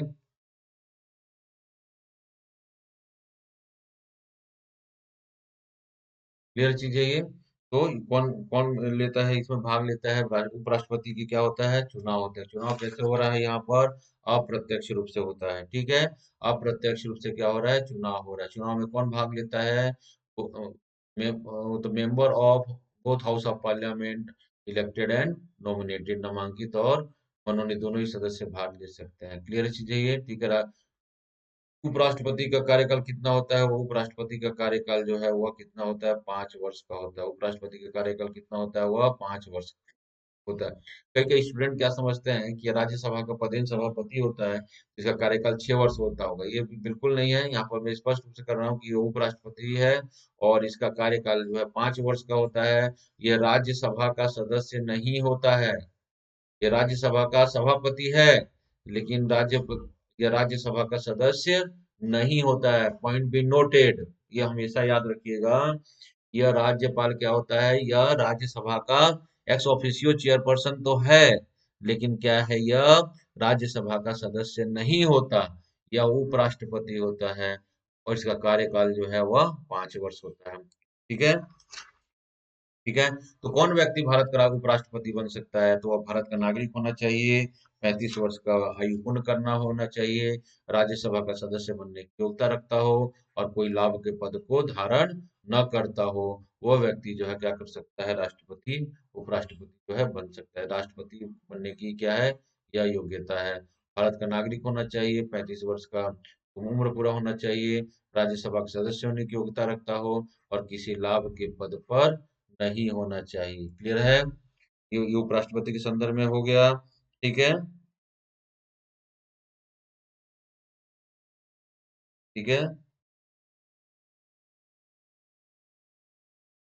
ठीक है। राष्ट्रपति अ, देखिएगा, यहाँ पर देखिए कुछ कुछ बातें बता देता हूँ, देखिएगा। उपराष्ट्रपति सामान्य काल और उपराष्ट्रपति के रूप में कोई कृत्य नहीं करता। ठीक है, वह सिर्फ राज्यसभा के सभापति की आता है सामान्य काल में। ठीक है। राष्ट्रपति की कुर्सी पर रहने के दौरान उपराष्ट्रपति को राष्ट्रपति के ही वेतन भत्ते और अन्य सुविधाएं पद के तहत प्राप्त होते हैं, अगर वह कार्यवाहक राष्ट्रपति होता है। उपराष्ट्रपति दिल्ली विश्वविद्यालय का पदेन कुलपति होता है, ये फैक्ट है, ये फैक्ट को याद रखिएगा। ठीक है। दूसरा है, संविधान के अनुच्छेद 71 के अनुसार राष्ट्रपति उपराष्ट्रपति के निर्वाचन संबंधी विवादों का समाधान जो है केवल कहाँ होता है, सुप्रीम। पहले भी आपको मैं बता चुका हूँ। ठीक है। निर्वाचन के समय उत्पन्न विवादों को छोड़कर राष्ट्रपति उपराष्ट्रपति के निर्वाचन के संबंध मामलों में राष्ट्रपति उपराष्ट्रपति निर्वाचन अधिनियम 1952 के अंतर्गत विनियमित का अधिकार केवल पार्लियामेंट को है। फिर चीजें,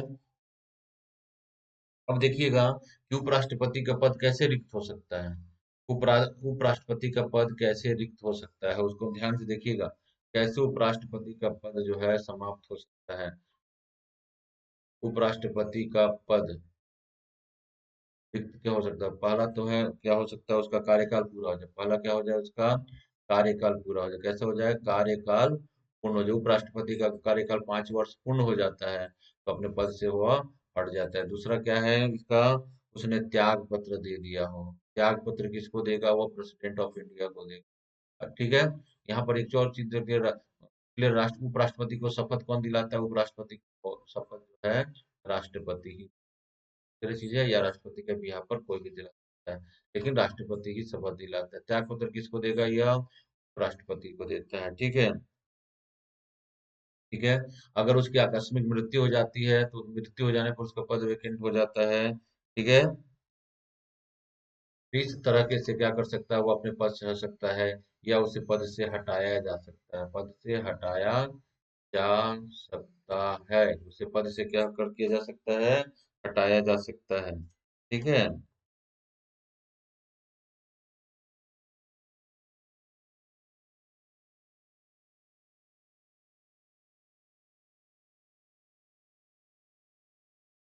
इसे पद से हटाने के लिए क्या है, महाभियोग की आवश्यकता नहीं है। उसके राज्यसभा में एक संकल्प लाया जाएगा 14 दिन की पूर्व सूचना पर, और पूर्ण बहुमत द्वारा इसे क्या किया जा सकता है, पद से हटाया जा सकता है। और और यह जो प्रस्ताव लाया जाता है उसे पद से हटाने वाला, इस पर लोकसभा सहमत होता है, और सहमति से क्या लाया जाता है, उसको प्रस्ताव को लाया जाता है। और मेजोरिटी से अगर वो राज्यसभा में पास कर हो जाता है तो क्या हो जाता है, वो अपने पद से हट जाता है। ठीक है। इसके लिए क्या करना होगा, उसे पद से हटाया जा सकता है। किसके द्वारा हटाया जा सकता है? राज्यसभा में यह प्रक्रिया प्रारंभ, राज्यसभा में यह प्रक्रिया चलाई जाएगी, लोकसभा को कॉन्फिडेंस में लेके, लोकसभा की सहमति से। ठीक है। अगर वह सिंपल मेजोरिटी से राष्ट्रपति को उपराष्ट्रपति को हटाने का प्रस्ताव पारित हो जाता है तो अपने पद से क्या हो जाएगा, वो वाइस प्रेसिडेंट पद से हट जाता है। इसे महाभियोग नहीं कहा जाता है। क्लियर चीज है, ये महाभियोग नहीं है और न ही महाभियोग जैसी प्रक्रिया है ये। क्लियर चीजें याद रखिएगा इसको। क्लियर है। तो 14 दिन की पूर्व सूचना पर लोकसभा को मतलब विश्वास में लेकर राज्यसभा में ऐसा एक रेजोल्यूशन लाया जाता है। और रेजोल्यूशन लाकर क्या कर सकते, लाया जाता है, अगर रेजोल्यूशन जो है वह बिल वो जो है सिंपल मेजोरिटी से वो पारित हो जाता है, तो राष्ट्रपति जो अपने पद से हट जाता है। क्लियर चीजें। तो राष्ट्रपति की योग्यता क्या? भारत का नागरिक होना चाहिए, 35 वर्ष की आयु पूर्ण कर चुका होना चाहिए, राज्यसभा का सदस्य होने की योग्यता हो, किसी लाभ के पद में न हो। क्लियर है। वो व्यक्ति उपराष्ट्रपति बन सकता है। राष्ट्रपति के निर्वाचन करने के नामांकन के समय जो है, अगर कोई व्यक्ति राष्ट्रपति के लिए नामांकन दाखिल करता है तो कम से कम 20 व्यक्ति उसके नाम को प्रस्ताव रखते हैं, 20 व्यक्ति उसके नाम का अनुमोदन करते हैं। तभी कोई व्यक्ति जो है वह राष्ट्रपति उपराष्ट्रपति के चुनाव में क्या हो सकता है, वो नामांकन कर सकता है। 20 सांसदों का क्या होना चाहिए? अनुमोदन होना चाहिए। 20 सांसदों का क्या होना चाहिए? का समर्थक होना चाहिए। तभी व्यक्ति जो है वो उपराष्ट्रपति के पद में उम्मीदवार के लिए नामांकित कर सकता है। तो ये चीजें जो है आप याद रख लीजिएगा। उपराष्ट्रपति के संदर्भ में उपराष्ट्रपति को क्या है, पूर्ण बहुमत संकल्प द्वारा, पूर्ण बहुमत द्वारा उसे हटाया जा सकता है। ठीक है।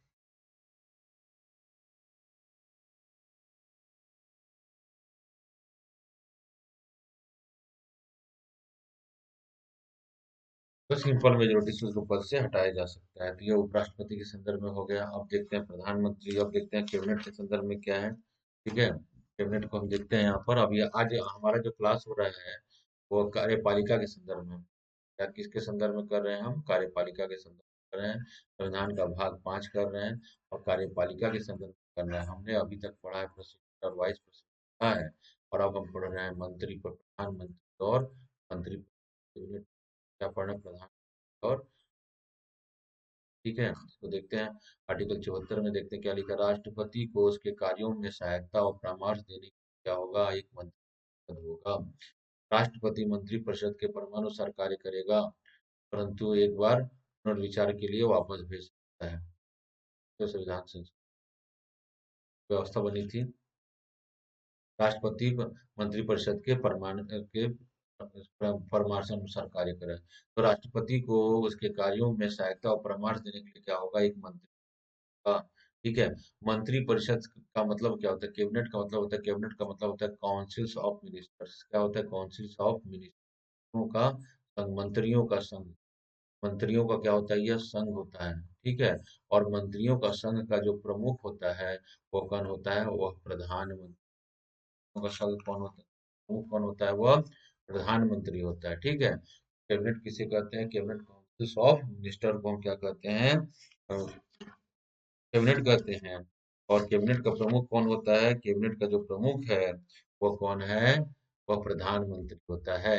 और प्रधानमंत्री की नियुक्ति कौन करता है, अनुच्छेद 15 में क्या, प्रधानमंत्री, राष्ट्रपति के द्वारा।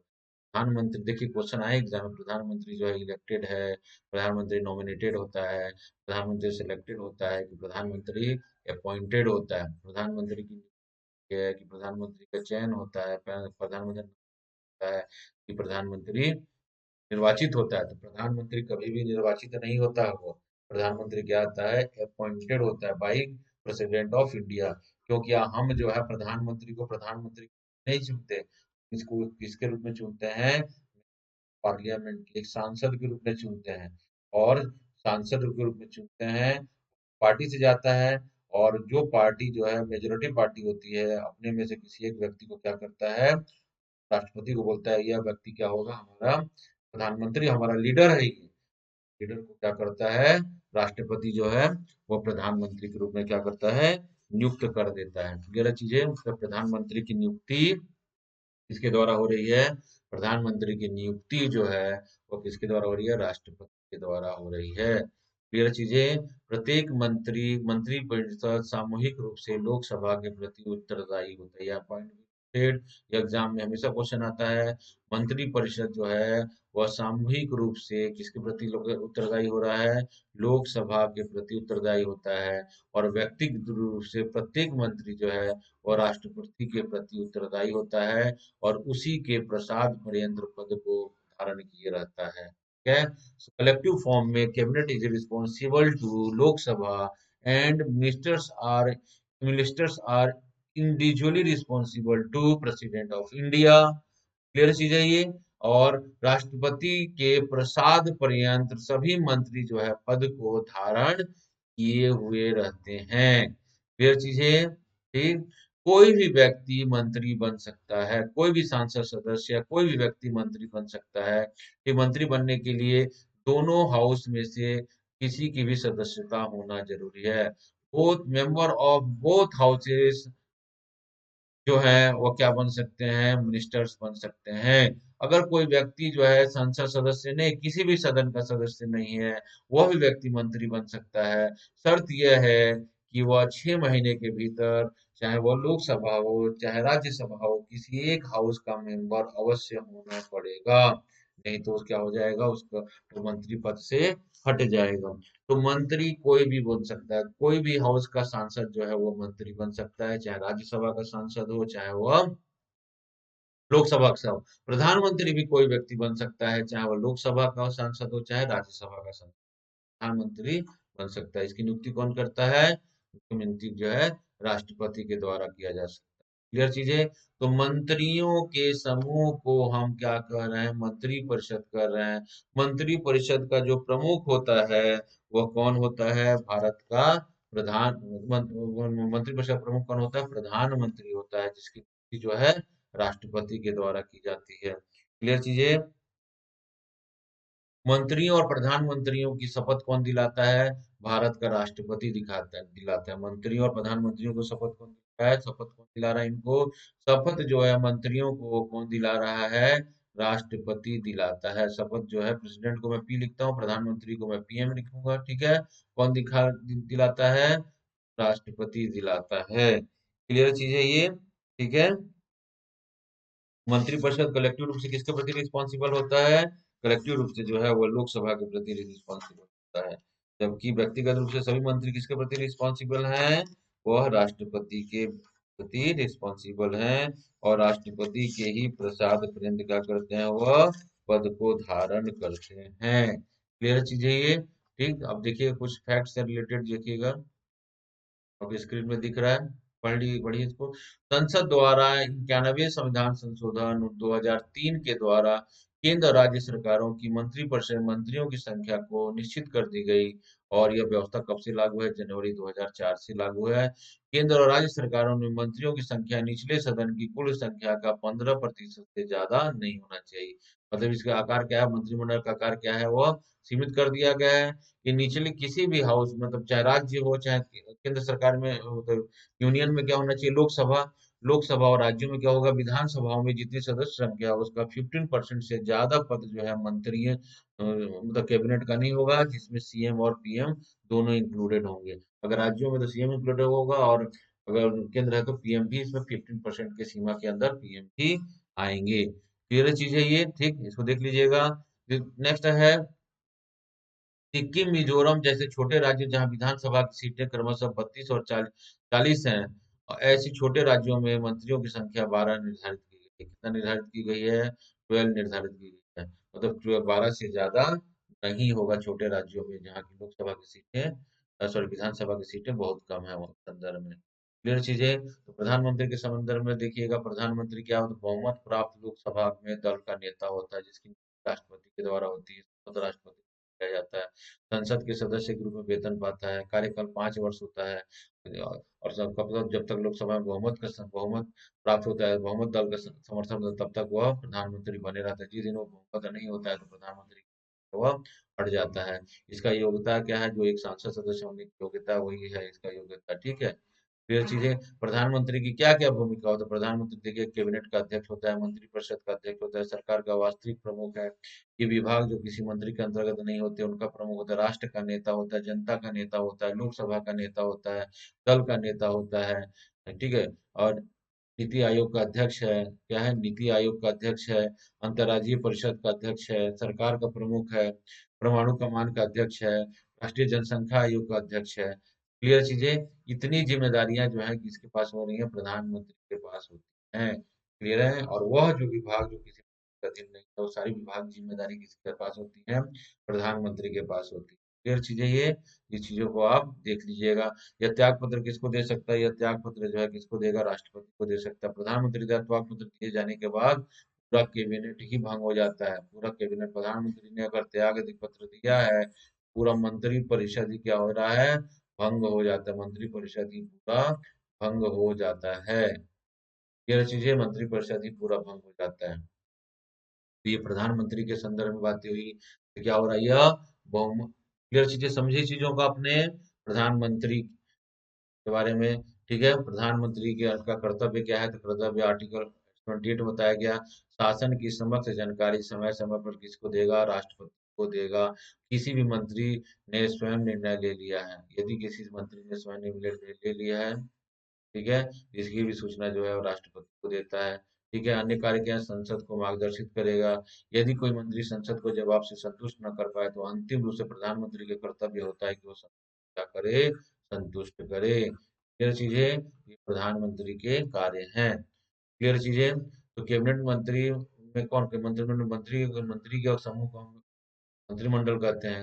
इन्हें कैबिनेट रैंक प्राप्त होता है। अपने मंत्रालय का वह प्रमुख होता है। तो मंत्री कैबिनेट देखिएगा, ये जो कैबिनेट बनता है उसमें कौन कौन होता है मंत्रिमंडल में। पीएम तो सर्वोपरि है ही है। पीएम के बाद क्या होता है, कैबिनेट मिनिस्टर होते हैं। क्या होता है, कैबिनेट मिनिस्टर्स होते हैं। ठीक है, मिनिस्टर के बाद क्या होते हैं, स्टेट मिनिस्टर होते हैं। स्टेट मिनिस्टर इंडिपेंडेंट होते हैं। फिर स्टेट मिनिस्टर्स होते हैं। फिर क्या होता है, स्टेट मिनिस्टर होते हैं। फिर होते हैं संसदीय सचिव होते हैं। ठीक है, सबको मिलाकर हम क्या कहते हैं, कैबिनेट कहते हैं। क्लियर चीज है ये। तो कैबिनेट में क्या हो रहा है, मंत्रिमंडल होता है। तो मंत्रिमंडल में क्या होता है, कैबिनेट मंत्री होता है। कैबिनेट मंत्री क्या होता है, वह अपने मंत्रालय के क्या होता है, प्रमुख। ये कैबिनेट मंत्री कौन होता है, यह अपने मंत्रालय का कैबिनेट मंत्री जो है अपने मंत्रालय का हेड होता है ये। ठीक है, जैसे होता है राजनाथ सिंह जो है, क्लियर चीज है ये, राजनाथ सिंह है, अमित शाह जो है गृह मंत्री है। तो कैबिनेट के क्या है, ये प्रमुख है। ठीक है, एक राज्य मंत्री स्वतंत्र प्रभाव हुए मंत्री जो किसी मंत्रालय के अंतर्गत विभाग में के स्वतंत्र नियंत्रण में होता है। वो मंत्री जो किसी मंत्रालय के अंतर्गत आने वाले विभाग के अपने स्वतंत्र नियंत्रण में होते हैं, किसी कैबिनेट मंत्री के नियंत्रण में नहीं होते हैं। ऐसे मंत्री को हम राज्य मंत्री कहते हैं। राज्य मंत्री जिन्हें होता है जो भी विभाग या जो भी मंत्रालय इसको दिया गया है, जो भी विभाग दिया गया है, उसका क्या है, यह इंडिपेंडेंट चार्ज ले रहा है। या अपनी अपनी को रिपोर्ट जो है किसी कैबिनेट मिनिस्टर को रिपोर्ट नहीं करेगा, डायरेक्टली और किसको रिपोर्ट करेगा, पीएम को रिपोर्ट। सभी मंत्री अपना रिपोर्ट किसको करते हैं, पीएम को करते हैं। क्लियर चीज है। और पीएम उस सूचना किसको देता है, राष्ट्रपति को देता है। यह किसी भी कैबिनेट मंत्री के अधीन नहीं होता है। वो अपने विभाग का क्या होता है, स्वतंत्र प्रभार होता है। जबकि राज्य मंत्री क्या होते हैं, ये कैबिनेट मंत्री के सहयोगी के रूप में कार्य करते हैं। एक बड़ी मंत्रालय होती है ना, जैसे होम मिनिस्ट्री है, तो होम मिनिस्ट्री के अंतर्गत दो राज्य मंत्री हैं। तो राज्य मंत्री जो है किसी कैबिनेट मंत्री के क्या करते हैं, अधीन काम करते हैं, उसके सहयोगी के रूप में यह कार्य करते हैं। ठीक है, जबकि राज्य मंत्री स्वतंत्र प्रभार क्या होता है, वह इंडिपेंडेंट रूप से क्या करता है, कार्य करता है। क्लियर चीजें। तो ये जो है मंत्री और मंत्रिमंडल और के बारे में हो गया। क्लियर चीजें ये, इसको जो आप देख लीजिएगा। तो हमने प्रधानमंत्री के बारे में पढ़ा, मंत्री के बारे में पढ़ा, कैबिनेट के बारे में पढ़ा। अब देखते हैं, कभी कभी हम एक नया टर्म सुनने को आपको आता है जिसका नाम है उप प्रधानमंत्री।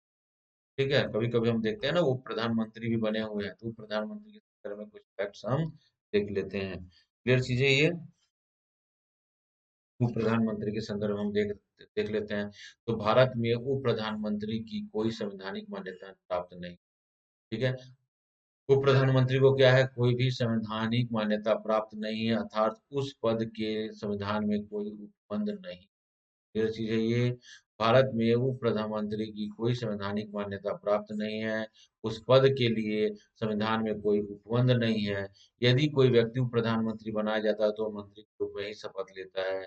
उसे उप प्रधानमंत्री की उपाधि मंत्रिमंडल द्वारा दी जाती है। उसे मंत्रिमंडल के वरिष्ठ मंत्री का दर्जा भी दिया जाता है।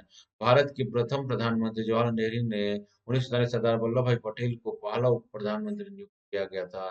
ज्ञातव्य है कि देश के संविधान प्रवर्तित नहीं हुआ है और इस प्रकार यह घटना जो है गैर संवैधानिक भी नहीं कहा जा सकता। यह एक विरोधाभास है।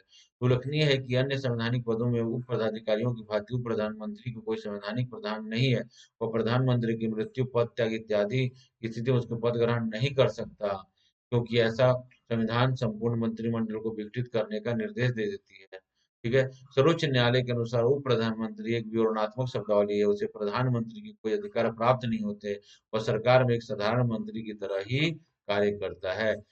वह या देख लीजिए उससे रिलेटेड भारत में अब तक के कितने उप प्रधानमंत्री हुए हैं, देखिएगा, सरदार वल्लभ भाई पटेल, मोरारजी देसाई, ठीक है, जगजीवन राम, चौधरी चरण सिंह, वाई वी चौहान, ठीक है, चौधरी देवीलाल 2 बार हुए हैं, और लाल कृष्ण आडवाणी जो है 2002 से 2004 के बीच में है। तो ये अभी तक के उप प्रधानमंत्री जो है वह, कोई व्यक्ति जो प्रधानमंत्री है, उप प्रधानमंत्री जो मतलब है, उप प्रधानमंत्री की जैसे ही योग्यता रखने वाला व्यक्ति, मतलब प्रधानमंत्री की जैसे योग्यता रहने वाले व्यक्ति को क्या कहते हैं, उसके सम्मान को बनाए रखने के लिए क्या करता है, कभी कभी कैबिनेट के द्वारा क्या कर दिया जाता है, उसको उप प्रधानमंत्री का दर्जा दे दिया जाता है। तो क्लियर चीजें हैं। तो ऐसे जो भारत के इतिहास में कितने बार हुआ है? सरदार वल्लभ भाई पटेल उप उप प्रधानमंत्री बनाए गए हैं, मोरारजी देसाई बनाए गए हैं, जगजीवन राम बनाए गए हैं, चौधरी चरण सिंह बनाए गए हैं, वाई बी चौहान बनाए गए हैं, चौधरी देवीलाल बनाए गए हैं, चौधरी देवीलाल दोबार बनाए गए हैं, लाल कृष्ण आडवाणी बनाए गए हैं। क्लियर चीज है ये। प्रधानमंत्री मोरारजी देसाई के कार्यकाल में जगजीवन राम और चौधरी चरण सिंह एक साथ दो उप प्रधानमंत्री थे। And we noted fact states के लिए है ये। फिर चीजें ये उप प्रधानमंत्री के संदर्भ में हो गया। फिर चीजें अब देखिएगा, आप अपना टास्क देखिए क्या है। हमने क्या पढ़ा? राष्ट्रपति पढ़ा, क्लियर है। राष्ट्रपति को पढ़ा, फिर वाइस प्रेसिडेंट पढ़ा, तीसरा प्रधानमंत्री पढ़ा, हमने प्रधानमंत्री पढ़ा, क्लियर है। आपने डिप्टी प्राइम मिनिस्टर के बारे में, डिप्टी प्राइम मिनिस्टर के बारे में आपको बता दिया। अब आपका काम क्या है? भारत में जितने भी राष्ट्रपति हैं उनका एक फिर नाम को लिखिएगा और सीक्वेंस में लिखिएगा, ठीक है। और देखिएगा कितने राष्ट्रपति जो है वह उपराष्ट्रपति से राष्ट्रपति बने हैं, और कितने जो हैं केवल डायरेक्ट राष्ट्रपति बने हैं। ये आप खुद नोट्स बनाएंगे, इसको नोट कर लीजिएगा। क्लियर चीज है ये। इससे आपको क्या होगा? व्यक्ति का नाम याद हो जाएगा। स्टेट पीएससी में, कभी कभी यूपीएससी में भी एग्जाम में क्वेश्चंस आते हैं। कभी कभी राष्ट्रपतियों का क्या दिया जाता है? सीक्वेंस दे दिया जाता है, और उस क्रम में आप क्या बोलता है, आपको जमाने के लिए कहा जाता है। क्लियर चीजें। तो आप अब ये सब चीजें कर लीजिएगा, ऐसे कौन कौन से राष्ट्रपति हुए हैं और उनका कार्यकाल क्या है। ठीक है, कार्यकाल सीक्वेंस में अभी कौन राष्ट्रपति कौन से सीक्वेंस में आते हैं, तो आप इन सब चीजों को क्या कर लेंगे? देख लेंगे, ठीक है। जैसे भारत के प्रथम राष्ट्रपति कौन थे? डॉक्टर राजेंद्र प्रसाद थे, ठीक है। राजेंद्र प्रसाद जो है 2 कार्यकाल के लिए रहे हैं, ठीक है। राष्ट्रपति के सीरीज में जो कार्यवाहक राष्ट्रपति होते हैं, राष्ट्रपति की सीरीज में कभी भी उनको काउंट मत कीजिएगा। कार्यवाहक जो हैं वो कार्यवाहक ही रहेंगे, वो राष्ट्रपति में काउंट नहीं करेंगे। क्लियर चीजें ये, उनको कार्यवाहक ही रखिएगा, ठीक है। तो राष्ट्रपतियों का एक सीक्वेंस तैयार कर लीजिएगा। वैसे भी उपराष्ट्रपति को देख लीजिएगा, ठीक है। उपराष्ट्रपति के संदर्भ में भी यही देख लीजिएगा, ठीक। उपराष्ट्रपति में देख लीजिएगा ऐसे कौन-कौन से उपराष्ट्रपति हैं जो राष्ट्रपति बने हैं, और ऐसे कौन-कौन से उपराष्ट्रपति राष्ट्रपति अभी तक नहीं बने हैं। उपराष्ट्रपतियों का भी सीक्वेंस देखिएगा। क्लियर चीज़ है, उपराष्ट्रपति का भी सीक्वेंस आप पढ़ लीजिएगा। ये बहुत ज़रूरी है प्रीलिम्स पॉइंट ऑफ व्यू से। मेंस में तो ऐसे क्वेश्चंस आते नहीं हैं, लेकिन प्रीलिम्स में हमेशा बार-बार क्वेश्चंस ऐसे आते हैं। क्लियर चीज़ें। वैसे प्रधानमंत्री के संदर्भ में देख लीजिएगा कि प्रधानमंत्री का जो कार्यकाल है, कितने नंबर के प्रधानमंत्री हैं, मोदी कौन कितने नंबर के प्रधानमंत्री हैं, लेटेस्ट जो प्रधानमंत्री है वो कितने नंबर के प्रधानमंत्री हैं। तो प्रधानमंत्रियों का भी क्या कर लीजिएगा, एक आप टेबल बना लीजिएगा, ठीक है।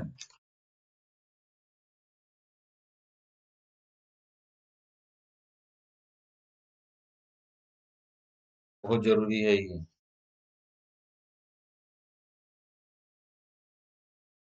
ठीक है, डिप्टी प्राइम मिनिस्टर का टेबल तो मैं दे ही दिया हूँ। सिंपल छोटा सा था ये, इसलिए मैं रख दिया। और अब बाकी किसी भी बुक में ये सब चीजें आसानी से मिल जाती हैं, आप देख लीजिए, ठीक है।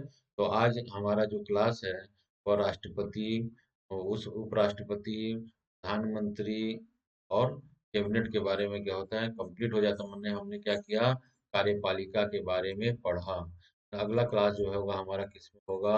विधायिका के बारे में होगा। हम पार्लियामेंट पढ़ेंगे, संसद हर को पढ़ेंगे, संस्कृतियाँ पढ़ेंगे। तो नेक्स्ट क्लास हमारा किस पर होगा? साइकिल के ऊपर क्लास हमारा होगा, ठीक है। आप लोग बहुत अच्छे से पढ़ रहे हैं, इसको पढ़िए। और जो है चीज़ों को मेमोराइज कर दिया। कोई दिक्कत होता है तो आप बिल्कुल आप टेस्ट कर सकते हैं, और करते रहिए और वीडियो को देखते रहिए।